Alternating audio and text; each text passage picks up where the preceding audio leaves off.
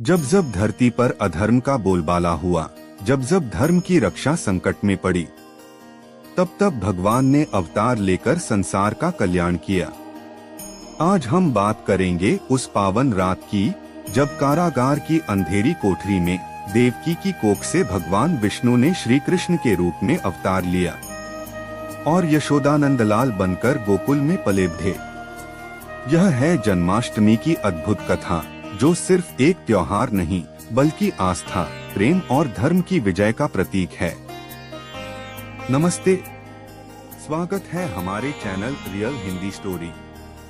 यहाँ आपको मिलेगी श्रिया की प्यारी प्यारी बातें, शरारतें और मस्ती से भरी एक मासूम दुनिया।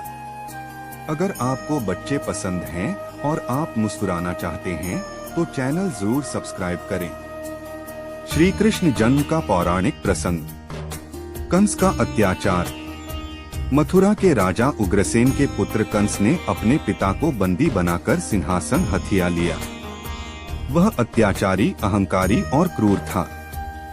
देवकी उसकी बहन थी और वासुदेव से विवाह के दिन कंस ने अपनी बहन की बग्घी स्वयं हाँकनी चाहिए। तभी आकाशवाणी हुई, अरे मूर्ख कंस, जिस बहन को तू इतना प्रेम करता है उसी की 8वीं संतान तेरी मृत्यु का कारण बनेगी। कंस का भय और बंदीगृह। यह सुनते ही कंस ने देवकी को मारना चाहा, लेकिन वासुदेव ने वचन दिया, हम तुम्हें हर संतान सौंप देंगे। कंस ने देवकी और वासुदेव को मथुरा के कारागार में डाल दिया। पहले 6 बच्चों की हत्या। देवकी की 6 संतानें जैसे ही जन्मी, कंस ने उन्हें निर्दयता से मार डाला। 7वीं संतान बलराम। 7वें गर्भ में शेषनाग ने अवतार लिया। योगमाया के प्रभाव से यह गर्भ रोहिणी के गर्भ में स्थानांतरित हो गया और बलराम का जन्म गोकुल में हुआ। 8वां अवतार कृष्ण का जन्म।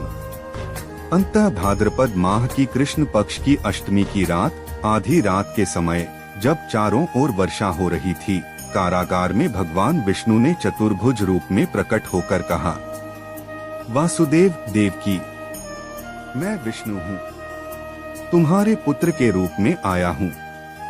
अब तुम मुझे गोकुल में यशोदा के पास छोड़ आओ। वासुदेव का गोकुल गमन।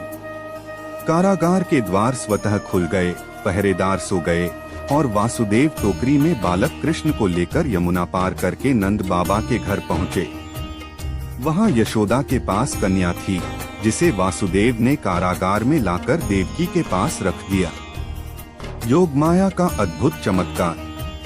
कंस ने उस कन्या को मारना चाहा तो वह उसके हाथ से छूटकर आकाश में चली गई और बोली, अरे कंस, तेरा वध करने वाला जन्म ले चुका है और गोकुल में है। श्री कृष्ण का बचपन और बाल लीलाएं। गोकुल में पालन पोषण, नंदलाल, यशोदा मैया के लाडले। माखन चोर लीलाएं, माखन चुराना, गोपियों से छेड़खानी। कालिय नाग का दमन, यमुना में विष फैला रहे कालिय नाग को दबाना। गोवर्धन पूजा, इंद्र के घमंड को तोड़ने के लिए पर्वत उठाना। जन्माष्टमी का धार्मिक महत्व। धर्म की पुनः स्थापना, अधर्म के नाश और धर्म की विजय का प्रतीक। भक्ति का पर्व, राधा कृष्ण के प्रेम का उत्सव। आध्यात्मिक संदेश, जीवन में सत्य, प्रेम और निडरता का पालन। गीता का उपदेश, महाभारत में अर्जुन को कर्म और धर्म का ज्ञान। ऐतिहासिक और सांस्कृतिक पहलू।